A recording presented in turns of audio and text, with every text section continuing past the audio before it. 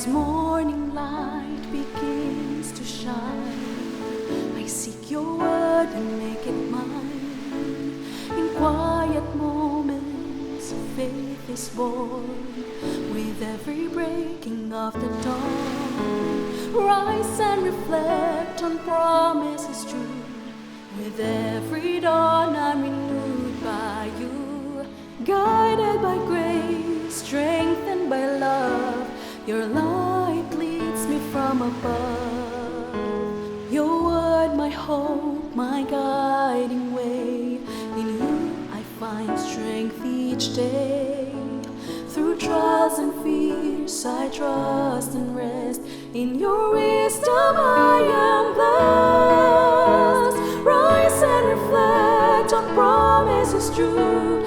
With every dawn I'm renewed by you.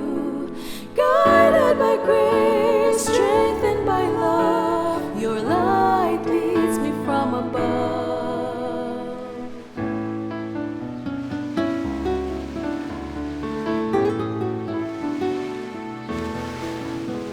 Your word, my hope, my guiding way. In you I find strength each day. Through trials and fears I trust and rest. In your wisdom I am blessed. Rise and reflect on promises true. With every dawn I'm renewed by you. Guided by grace, strengthened by love, your light leads me from above. Rise and reflect on promises true. With every dawn I'm renewed by you.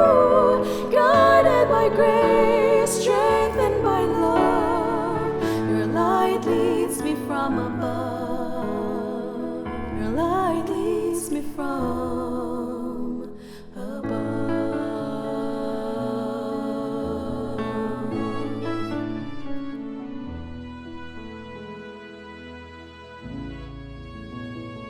Isang bago at punong-puno ng pagpapalang umaga muli kaibigan. Ako ang iyong kaibigan, Ner Caranza, na nagsasabing sa mga kaawaan nga ng Panginoon, tayo ay hindi nalipol, sapagkat ang kanyang mga habag ay hindi nauubos. Ang mga yaoy bago tuwing umaga. Purihin ang ating Panginoong Diyos sa kanyang patuloy na pagpapahiram ng buhay na ating taglay ngayon upang maipagpatuloy natin ang ating mga gawain, ang ating mga paglilingkod. Kaibigan, muli po namin kayong binabati ng isang napakaganda at punong-puno ng pagpapalang umaga. Kayo po na mga nakikinig dyan po sa inyo pong mga sasakyan. Maraming salamat po sa pag-tune in dito po sa ating himpilan, AWR 89.1 FM. At kayo rin po na nandyan sa inyong mga tahanan, sa inyo pong pakikinig sa inyong mga radyo. Maraming salamat po saan man po kayo naroroon dito sa Luzon. Pagpalain kayo ng Panginoon sa inyo pong patuloy na pagsubaybay dito sa ating himpilan. Ganon din naman po kayo na nasa Facebook page at YouTube channel. Maraming salamat po sa inyong maagang pagising para subaybayan ang ating programa, Rise and Reflect. At kami po ay natutuwa na makita kayo sa ganitong kaagang oras na kayo ay nakatutok dito po sa ating himpilan.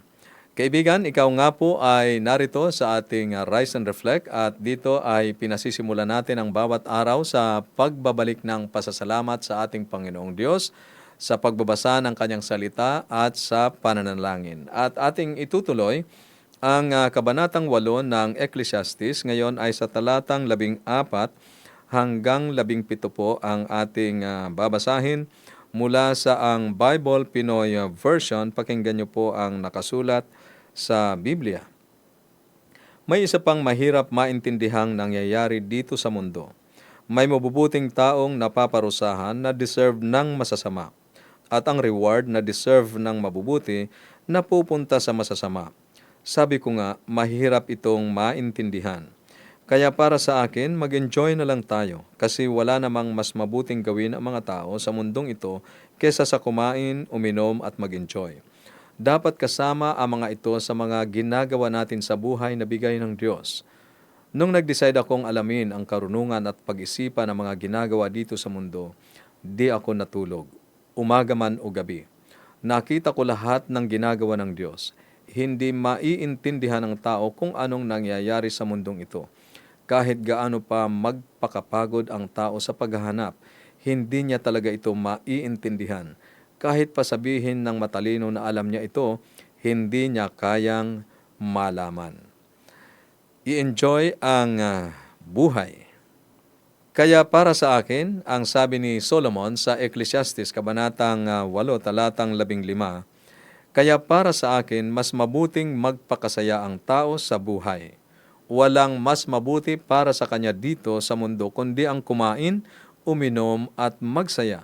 Sa ganitong paraan, mararanasan niya ang kasiyahan habang nagpapakapagod siya sa buong buhay niya na ibinigay ng Diyos sa kanya dito sa mundo.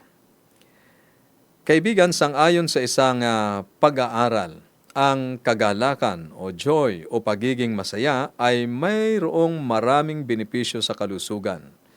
Kabilang ang pagpapabuti o pagpapalakas ng immune system, pagpapagaan ng stress at pagpapahaba ng ating buhay.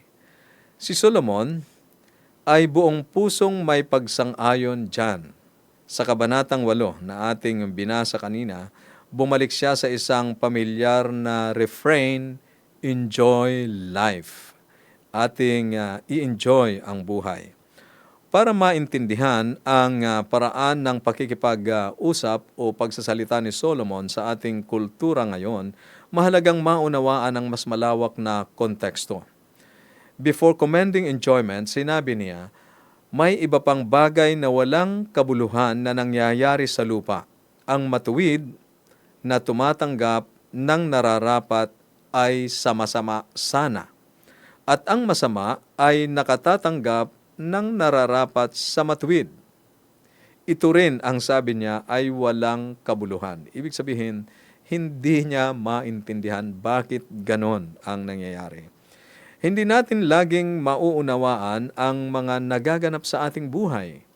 Gaya ng sabi ni Solomon, walang makakaunawa sa nangyayari sa ilalim ng araw sa talatang 17. Kaya ang kanyang solusyon ay ang matakot sa Diyos, mamuhay ng may kaugnayan sa Kanya at tamasahin ang mga kaloob o regalong ibinigay niya sa atin. Kasama ang buhay na ito, ang kalusugan, at ang kakayahang i-enjoy ang mga kaloob na ito. Ang modernong sanlibutan, ang modernong mundo ay nagtuturo sa atin na huwag pansinin ang ating mga kalungkutan sa pamamagitan ng pagtatakip sa mga iyon ng mga material na bagay. Inuming nakalalasing, pagpunta sa mga lugar, aliwan, panunood ng iba't ibang mga panoorin, at pagsubsob ng ating mga sarili sa trabaho. Mag-travel ka, mamasyal ka sa kung saan-saan, gawin mong abala ang iyong sarili. Malilimutan mo ang mga problema, ang sabi ng maraming mga tao. Kaibigan, ang lahat ng yan ay pansamantala rin lamang at mapanirang mga paraan ng pagharap sa kalungkutan o kaya ay sa problema. Sabi ni Solomon, ang tanging solusyon ay isuko ang ating buhay sa ating Diyos, sa Creator, at magtiwala sa Kanya. And along the way, ating i-enjoy ang magagandang bagay na ibinigay niya sa atin.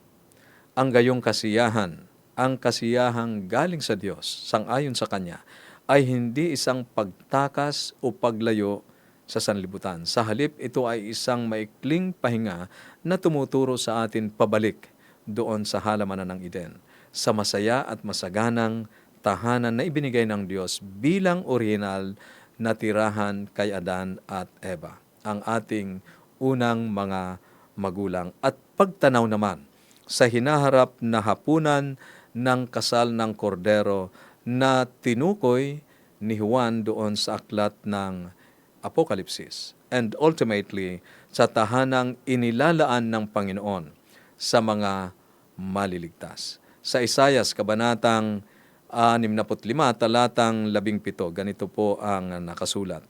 Makinig kayo. Gagawa ako ng bagong langit at bagong lupa. Ang dating langit at lupa ay kakalimutan na.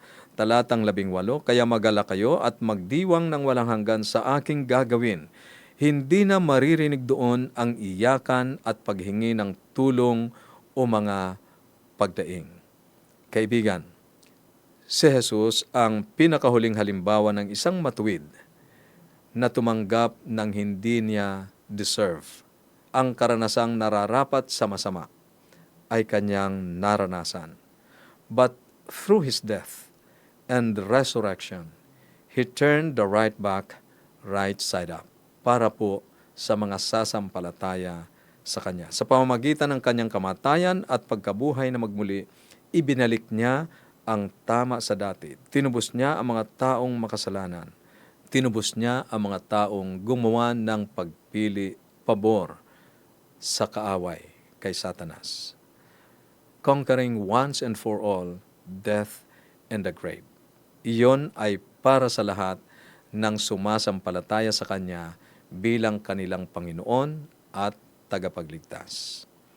Kaibigan, paano makatutulong sa iyo ang mamuhay sa kung ano ang ibinigay ng Diyos sa iyo at sa pag-enjoy sa mga kaloob na Kanyang ibinigay habang tayo ay naglalakbay sa mundong ito na puno ng kasalanan at naghihintay sa ikalawang pagparito ng ating Panginoong Hesus. Para sa iyong comment and reflection, maaari kang mag-comment dyan sa ating comment section. Inyo pong ilagay dyan ang inyong reflection. At para naman po sa mga nasa radyo, nakikinig sa radyo, maaari po kayong mag-text sa atin pong mga numero 0917-1742-777, 0917-1742-777, at sa 0918-9447-891. 0918-9447-891. Sa ating pagpapatuloy, nais kong ihandog sa inyo ang isang awiting inawit ni Evany Sahonia, This is Not My Home. Pakinggan po natin ang awiting ito.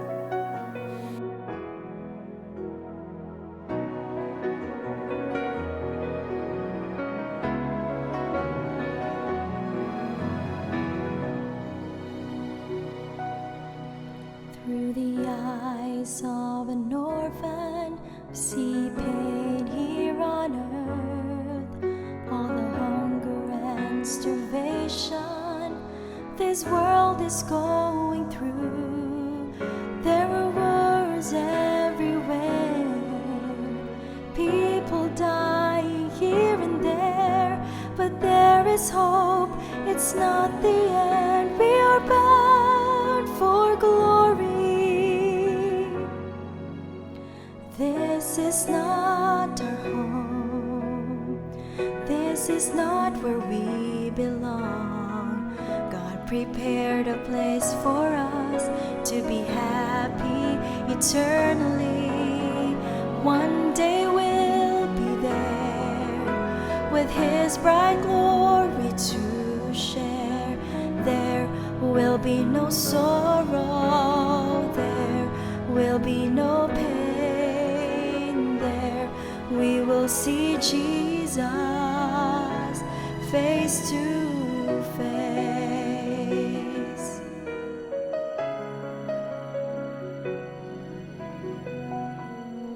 At times our problems just get too much, and we feel like giving up. When we've really fought the hardest, yet we fail in the end. Our friends have gone away, everything seems just in vain. But there is hope, it's not the end. We are bound for glory. This is not our home, this is not where we belong. God prepared a place for us to be happy eternally. One day we'll be there with His bright glory to share. There will be no sorrow, there will be no pain. There we will see Jesus face to face. We all desire to live in a perfect world. It may not seem, but we're heading there.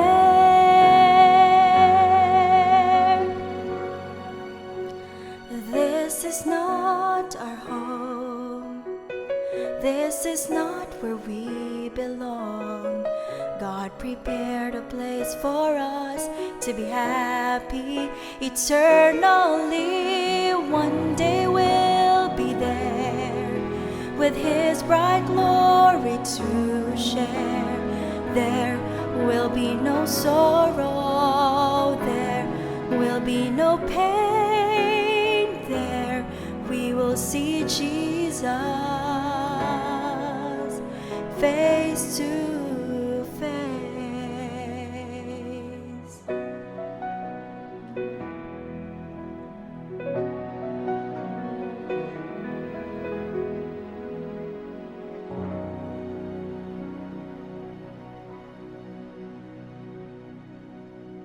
Maraming salamat, Evanie, sa iyong paghahandog ng napakagandang diwa ng awitin na iyong inawit para sa ating mga tagapakinig.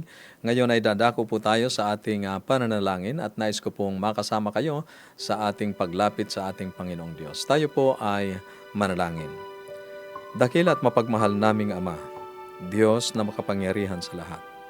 Ang sanlibutang ito at maging ang aming mga sariling puso ay madalas na nagsasabi na kami ay nag-iisa at hindi karapat-dapat sa mga kaloob ninyo.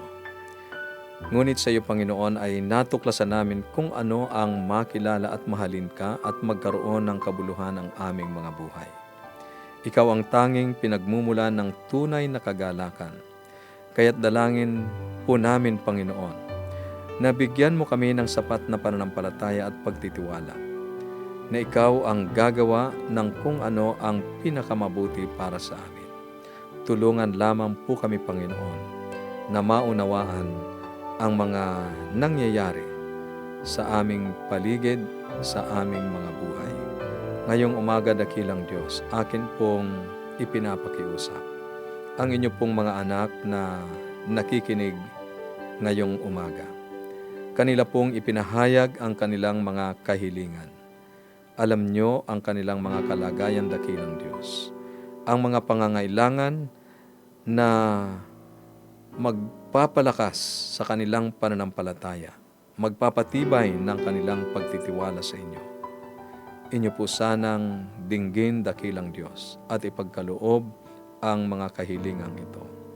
May mga panalangin po para sa kagalingan ng kanilang mga mahal sa buhay. Inyo po sanang hipuin ang mga katawang may hina at pinahihirapan ng mga karamdamang ito at maranasan po nila ang inyo pong pagpapagaling. Muli ko pong idinadalangin, Panginoon, ang inyong pamamatnubay sa bawat isa sa amin habang kami po ay dadako sa aming mga gawain sa buong maghapong ito. Maging pagpapala po kami sa mga taong makakasalamuhan namin. Sa pangalan ng aming tagapagligtas na si Jesus. Amen. Amen. Kaibigan, maraming salamat sa iyong pagtangkilik dito sa ating himpilan, AWR 89.1 FM, dito po sa ating programang Rise and Reflect. Kayo po ay patuloy kong inaanyayahan na subaybayan ang atin pong mga magagandang programang inihahandog sa inyo. Mamaya po, alas 12 ng tanghali, ang pagpapatuloy po ng ating Bible School on Air sa inyo na mga sumusubaybay at nag-aaral nito pong ating Bible Study Guide na Explore. Ipagpapatuloy po natin ang ating pag-review sa Bible School on Air. At sa inyo po na hindi pa nakatatanggap ng ating aralin, ang Bible Study Guide na may pamagat na Explore, ito po ay mapapasa inyo ng libre kung inyo lamang i-comment dyan sa comment section ang inyo pong kompletong pangalan at address kasama ng contact numbers para mas mabilis po nating maipadadala ang Bible Study Guide na ito. At sa inyo naman po na nakikinig sa radyo, ang atin pong mga numero kung saan pwede nyo po kaming makontak at ipadala ang inyong mga kompletong pangalan at address ay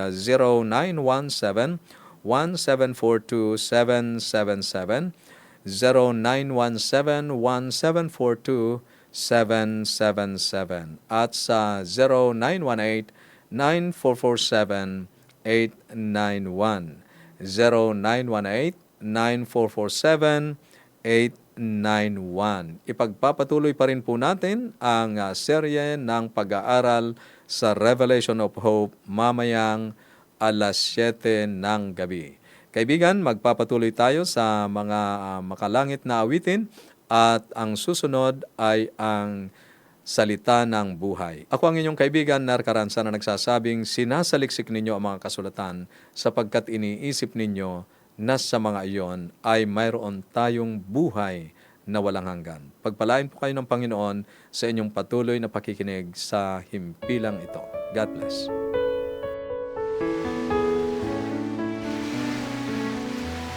As morning light begins to shine, I seek your word and make it mine. In quiet moments, faith is born. With every breaking of the dawn, rise and reflect on promises true. With every dawn, I'm renewed by you. Guided by grace, strengthened by love, your light leads me from above. Your word, my hope, my guiding way. In you I find strength each day. Through trials and fears I trust and rest. In your wisdom I am blessed. Rise and reflect on promises true. With every dawn I'm renewed by you.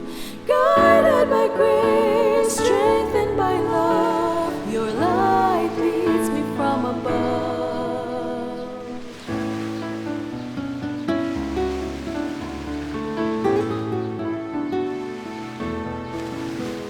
Your word, my hope, my guiding way.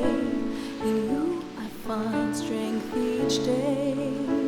Through trials and fears I trust and rest. In your wisdom I am blessed. Rise and reflect on promises true. With every dawn I'm renewed by you. Guided by grace, strengthened by love, your light leads me from above. Rise and reflect on promises true.